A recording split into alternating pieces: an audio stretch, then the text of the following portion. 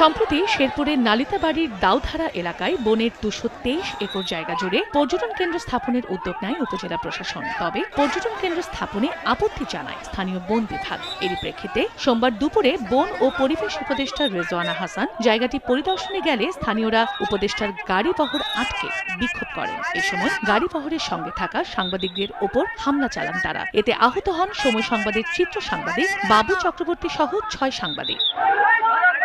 এদিকে পর্যটন কেন্দ্র স্থাপনের আপত্তির বিষয়ে উপদেষ্টা রিজওয়ানা হাসান জানান, হাতি এবং মানুষের সহাবস্থানই সব সমস্যার সমাধান। এটা কি করে সমাধান করা যায় সে উদ্দেশ্যেই তার এই সফর।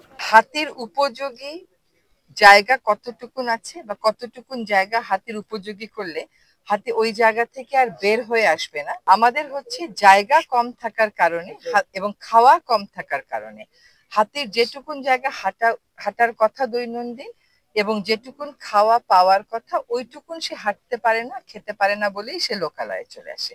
করতে হবে, আমরা একটা সমাধানের জন্য এসেছি।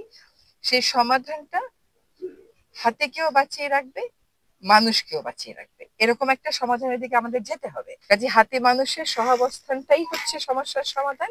সেটা আমরা কি করে করতে পারি, এলাকার লোকে কি মনে করে সেটা শুনে গিয়ে আমরা আমাদের কার্যক্রম। স্থানীয় বন বিভাগের তথ্য মতে বনের ভেতরে ২২৩ একর জায়গা ডিসি ল্যান্ড বা খাস জমি, যার মধ্যে ৩২ একর জমি সংরক্ষিত পাথর মহাল হিসেবেও রয়েছে।